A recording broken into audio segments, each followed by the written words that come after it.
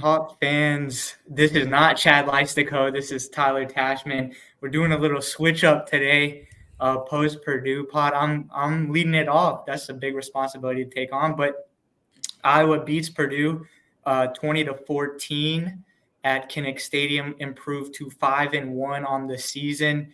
That felt weird to open it, so I'll throw it back to you now. But how did I do all right? Yeah, see, it's not as easy as it looks. It's not as easy as it looks. No, it's not. I don't know.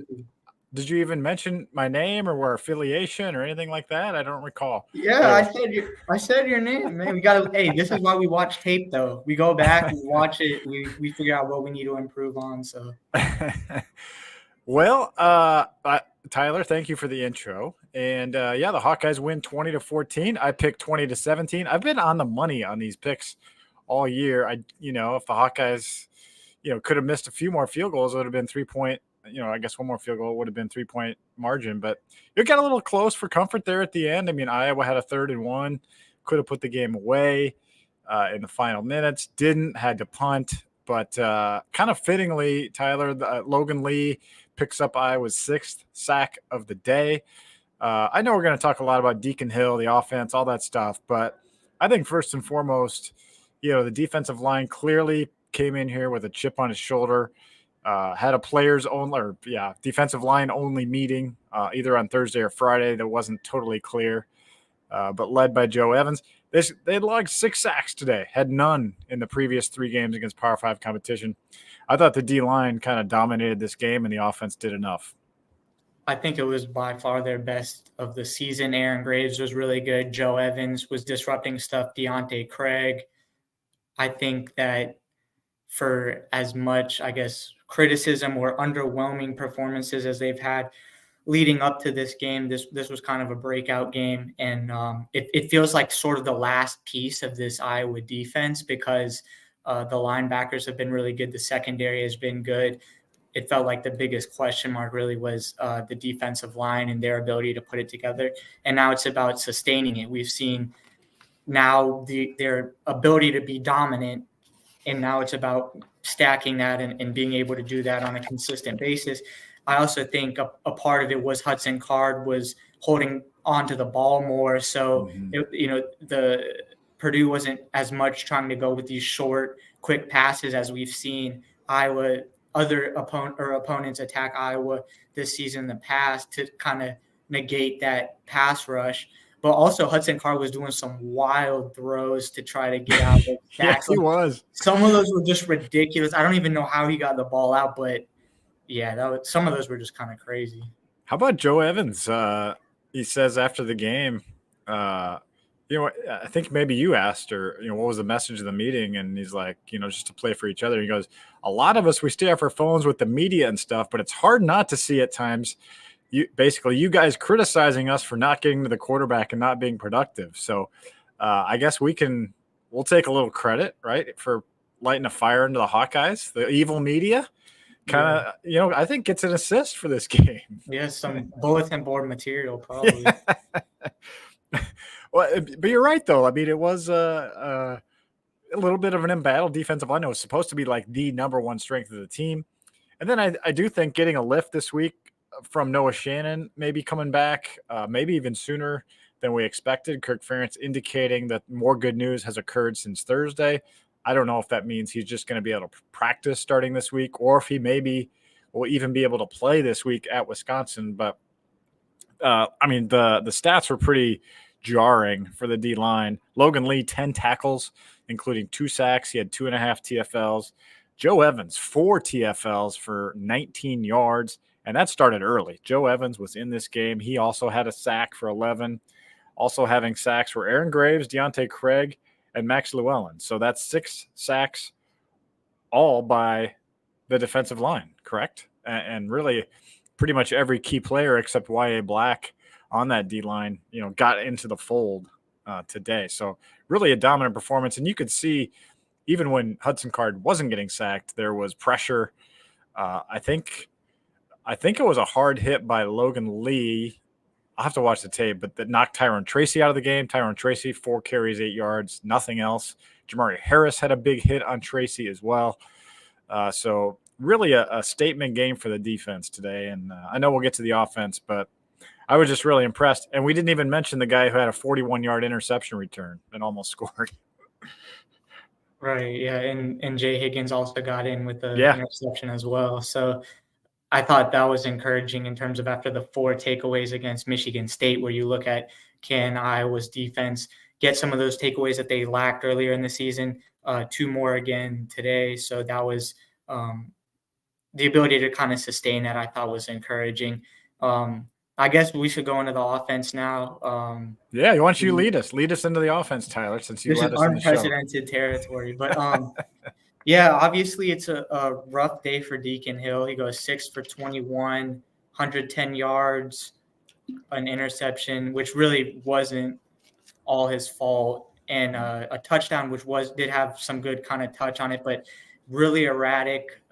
His accuracy wasn't great. It looked like he was trying to put too much on the ball, like he was trying to throw fastballs every time when he could kind of take some juice off of it and put a little bit more touch on it. And on the other side of things, this was his first start in college. He hadn't thrown a pass in college prior to this season. This is a really inexperienced quarterback. He said after the game, he wasn't making this as an excuse, but he felt like he was kind of too excited for the game. He had some jitters. So that's just another thing to take into consideration, but it wasn't a very good performance by any stretch. I think the last that touchdown pass was meaningful to show that he can do it, but the consistency and reliability was not there at all. Kaleb Johnson, emphatic return and really timely because of the state of Iowa's quarterback situation. He went for 134 yards on the ground, had that big touchdown run in the first half. I thought he was really good. The O-line was really good. With just how, I guess, unreliable right now Iowa's passing game is, because Cade McNamara is out, and we don't really know if Iowa can rely on Deacon Hill.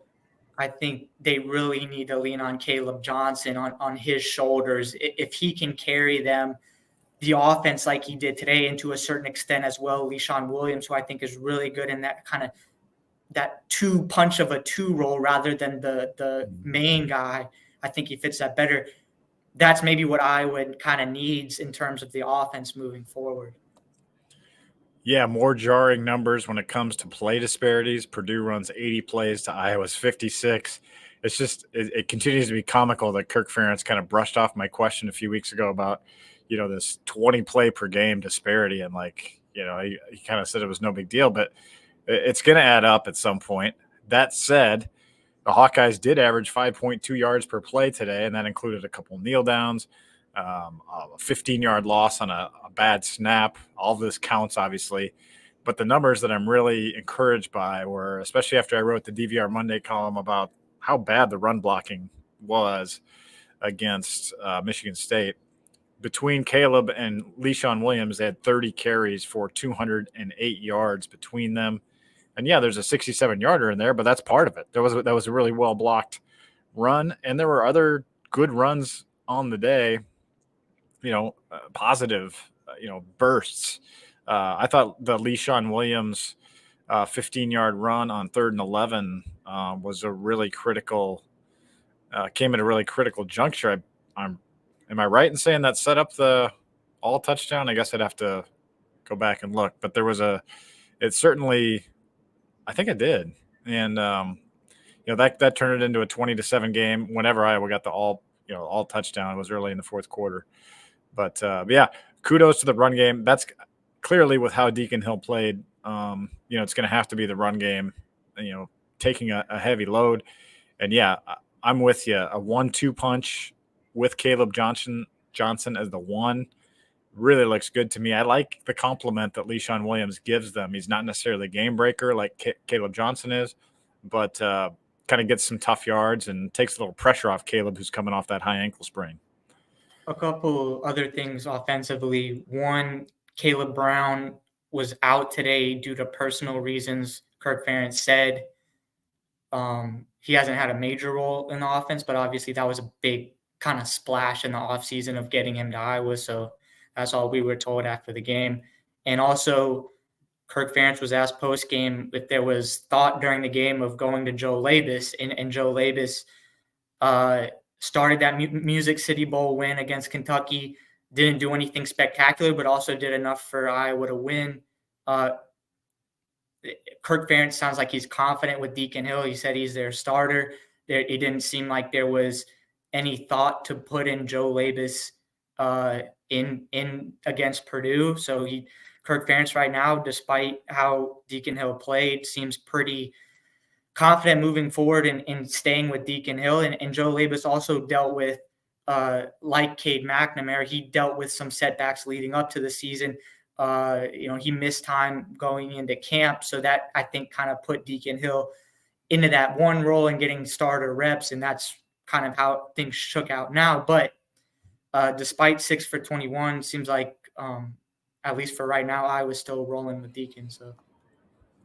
Yeah, and not sneaking with Deacon. No sneaks today. Hard to believe. I thought it would be 3 or 4 at least. I thought when they had that at the goal line before the errant snap that they had that kind of pushed him out into away from the goal. I think that was after Cooper's second goal at the 3. Yeah, that was after Cooper's almost pick 6. Yeah, I thought that would have been a good chance to do it. There's also a third down, at least one, that I thought it could have been useful, but. Yeah, the last series when Iowa had 3rd and 1, to clinch the game, and then they hand off to Leishon for a -2. That was not a good play call, but the 1-2 Erick All was a good play call. I mean, Kirk Ferentz may not be wanting to address a QB change, and you win the game, all that stuff. But, I mean, Deacon's numbers for the year now 21 for 56. That's 37.5%, folks. Iowa's quarterbacks for the season at 45.9% passing. So that is not good at all, as you know. You don't need me to tell you that. But, they win the game. So I guess the one thing I will say is he's got a big arm. So you do have to respect, the 20, 30-yard passes downfield. And he holds in there in the pocket, and he doesn't seem to get too rattled back there. I mean, I think I'll give it. I want to give him some compliments here because there are some things that he does do that help the team. But if they had lost this game, 27-10 or something, which they easily could have with the yard disparity, maybe we'd have a different conversation. But I think because he wins the game, it seems like he has the confidence of the Hawkeye players as well, and that's got to be part of it. I would think. Erick All had some nice things to say about Deacon. Everybody has, really. And like you said, he's making his first career start. So Iowa's in a tough position, and kudos to the whole team for kind of finding another way to win. That's just going to have to be how it is for this team as we go forward. And now they're 5-1, and, the Big Ten West is right in their grasp next weekend. I will say, credit first to Deacon. He was pretty open post game of saying, I got to be better, great play calls, great receivers. So I got to grow there. But yeah, I'm just going to take that one on the chin.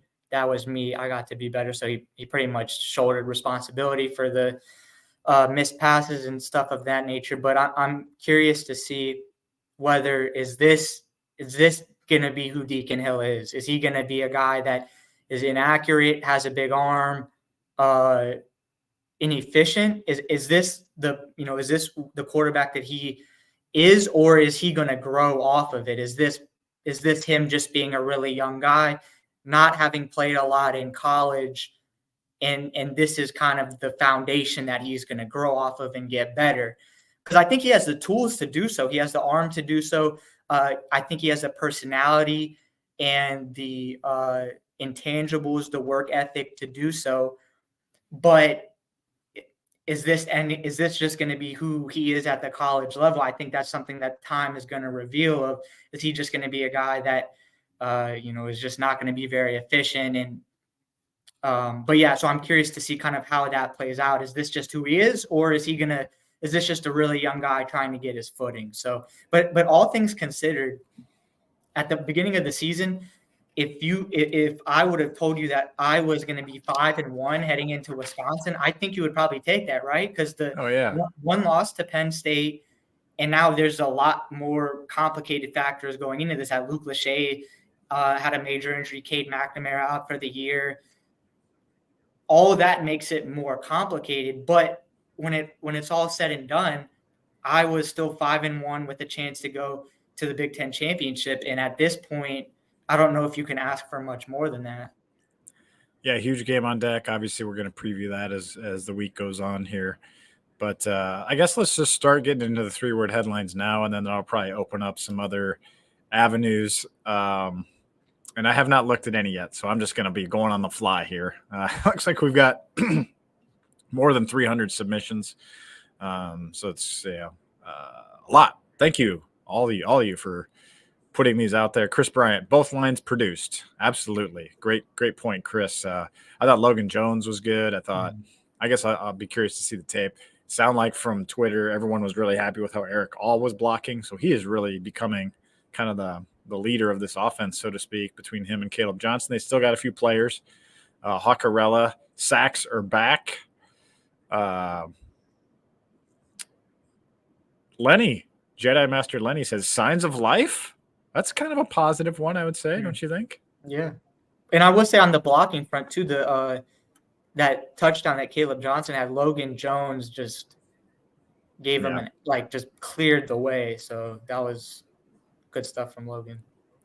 Yeah. Benjamin Keel, more Coopers needed. Golden handcuffs, quarterback Cooper, please. We did not see Cooper DeJean on offense. We wasted a lot of time talking about that, but you were a pretty strong advocate for you. Well, to be clear, DeShaun Lee was a surprise inactive. So, when I understand it if he's not available, because you don't want to. I felt fine sitting Cooper a series on defense if you had DeShaun Lee and Jamari Harris out there, but they went after Cooper today, by the way. Mm-hmm. And they got burned. Yeah. Not smart. And I thought Jamari played well. I thought he seems like he's kind of incrementally improving as each game goes on. And I think that's something that you could expect for a guy that had went as long as he did without playing with the injury and suspension and all of that. So, but it seems like he is kind of starting to kind of get back in the groove. And that's a pretty nice tandem you have back there at defensive back between Cooper and Jamari. Yeah. And to be clear, actually, one of the headlines. You got like a UFO going over you? Yeah, I'm in this outdoor part of the press box, and there was a helicopter from the hospital. So okay. I was making sure you abducted by aliens or anything. Yeah, no, good ears. I came right over the water tower there, but I'm fine. Someone did point out that, Cooper did play two snaps of offense because he's in on the victory formation. He's the safety on that. So yeah, he did play 2 snaps of offense, just like he has a few other times. So Benjamin Keel says, pay Phil more. Yeah, good game from Phil Parker today. 12 tackles for loss. 2 more turnovers, like we said. How about this from Brett Johnson? Good game plan. Yeah, I'll give you that. I thought Brian Ferentz had a good game. I'll say it. The call with the Erick All, that I guess scheme, because he was lined up as a fullback, ran a wheel route that was really well schemed and also really well executed. That was probably one of Deacon Hill's best throws, if not the best. It was the best, yeah. It was the best. The touch and accuracy he put on it, yeah.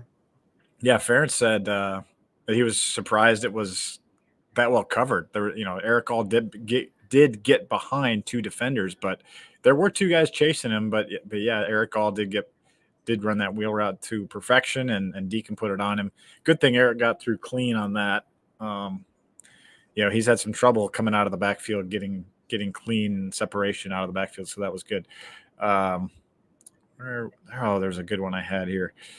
Where'd it go? Well, I'll say too, Erick All is really coming along, and I think that's what you wanted to see happen with in the kind of aftermath of Luke Lachey's injury. But he's been a really good offensive weapon. Still kind of dealt with a few drops, it seems like, the last couple games, so it feels like he can get better. But he's been definitely the most reliable and most productive pass catcher for Iowa this season. Yeah, there was no wide receiver catches today, so it has gotten worse on that front. The one interception was, I would call it a drop by Seth Anderson. Went off his, I don't know if it went off his face mask or hands. I couldn't quite tell. I'll have to see the replay, but not great. Kevin Kopnick, my high school, one of my science teachers back in high school. I love when he weighs in. No bad wins, Kevin says. Yeah, that's true. Yeah. You got to have 5-1, man. It's not pretty. It's not. There's no way it's going to be pretty the rest of the year. Yeah. I hate to break it to you guys, but there's not going to be a pretty win. Yeah. Not going to be a pretty win coming, I don't think, with this team. So, well, at the end of the day, we'll remember if Iowa would have lost this game, we would have remembered that a lot more than if it was an ugly win. This will kind of just blend in with the rest of the season up to this point. So, yeah.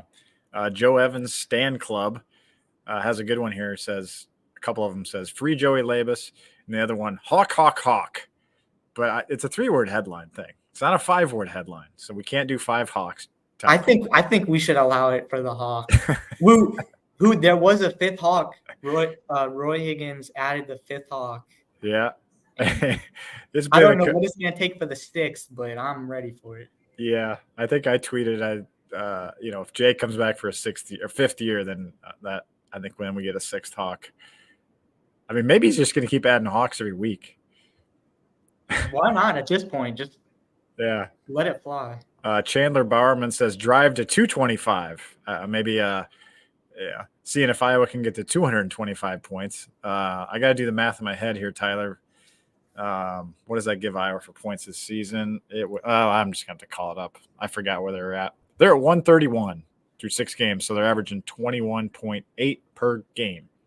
So they're 19 behind pace here at the halfway mark of the regular season. 19 points. Yeah. So they need 39 this week. No, 44 this week at Wisconsin to get back on pace. I think that's going to happen.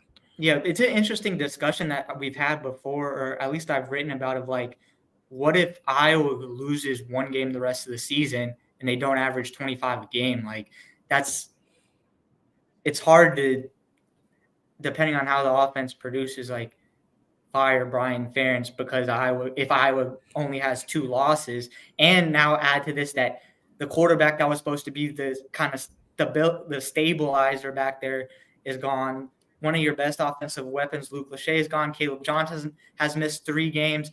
Jazz Patterson has missed 3 games. So there's just it's complicated. If it wasn't before, it's even more now. Yeah, there's a lot of Brian ones in here, like Beth Fire Brian, those kinds of things.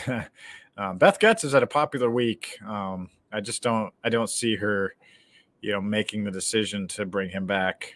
I feel like there's going to have to be, if it continues in the 20-point range and ugly range, there's going to be some sort of separation, whether that's him being willing to go or what. But we'll have to see. It's a little ways off. There's still 6 games to play. That's why, you evaluate annually, right? Observe daily, evaluate annually. That's what Gary Barty used to say. Last one, and where did it go? I don't have the name because I scrolled way too far down, but here it is. Kevin Holmes says, run, run, run. I don't know. And that's where I want to leave it here. Can Iowa just become a run-heavy team now? Today seemed to show some signs that they can run the ball, even when people think they're going to run the ball. I was really encouraged by that aspect, and I realized people are bashing the offense today, but they ran for 200-plus yards against a decent defense. Well, against the head coach who, as a coordinator at Illinois, held them to 6 points last season. So, but I would say, I'm wondering if this can be sustained, because the offensive line has been so inconsistent. The run game has been inconsistent up to this point this season. Today pointed to how much of a difference Kaleb Johnson can make, how much of a difference the offensive line can make. This felt similar. Kaleb Johnson didn't play in the game, but to what Iowa did against Western Michigan in that win. But is that something that they're going to be able to rely upon on a game-by-game basis? I'm not sure yet. Can they do that against Wisconsin, where you can just hand it off to Kaleb Johnson 15-plus times and expect that to get you a win? I don't know. You're probably going to need more from Deacon Hill.